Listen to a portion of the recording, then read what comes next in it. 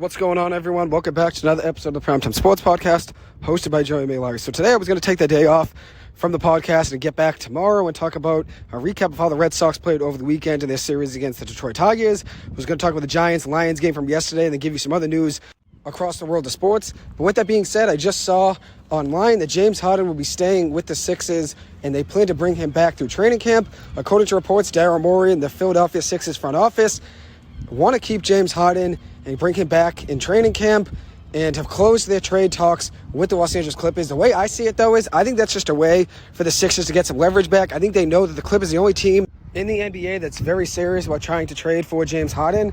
And at the end of the day, they're just trying to get some leverage back because they know the Clippers don't have anybody to compete against except themselves and trying to get Harden. And they know Harden wants out and James Harden wants to be a Clipper. So I think the Philadelphia 76ers front office wants to get a little leverage back against the Los Angeles Clippers, and we'll see what happens there, obviously, and I apologize for the noise right now. I'm actually headed to a concert for my two buddies, Fat Hosey and Mark Walsh. But with that being said, I think the Sixers are just trying to get a little bit of leverage back. And for the Clippers' sake, I think they'll still be able to get James Harden. I don't really buy into the Sixers wanting to keep him. I know James Harden wants out. We've seen James Harden be disgruntled in places before like Houston and Brooklyn. When he wants out, and he'll get out, especially with how little effort he puts in when he wants to be traded. When he wants to be traded, he gets traded.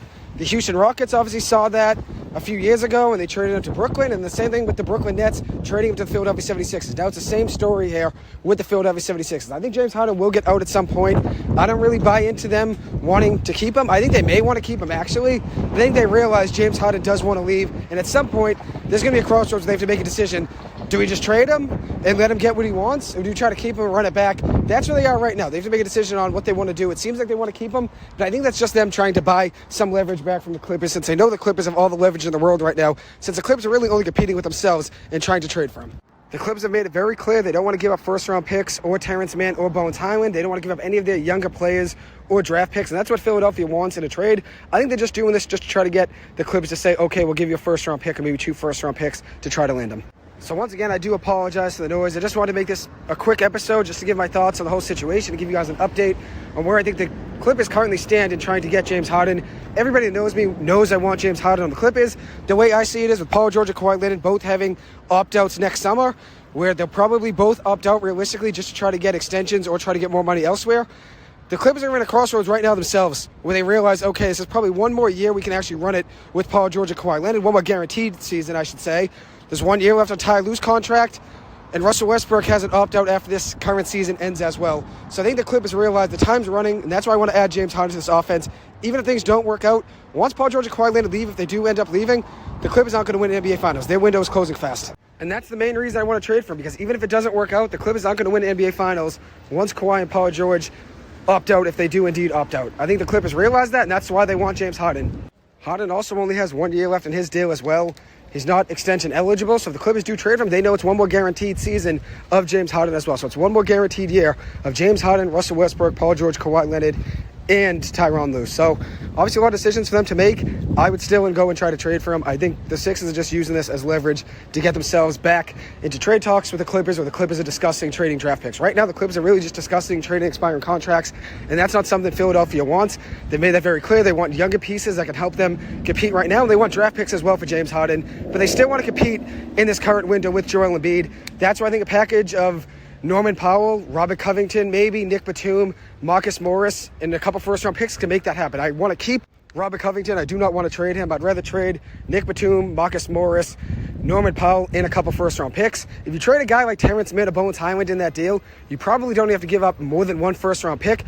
But I would rather add in another first-round pick just to keep Terrence Mann on this team. I think he epitomizes everything you need in a player on your team, gives you everything he's got every single possession. And if you look at this Clippers team, they need to go out and try to win right now.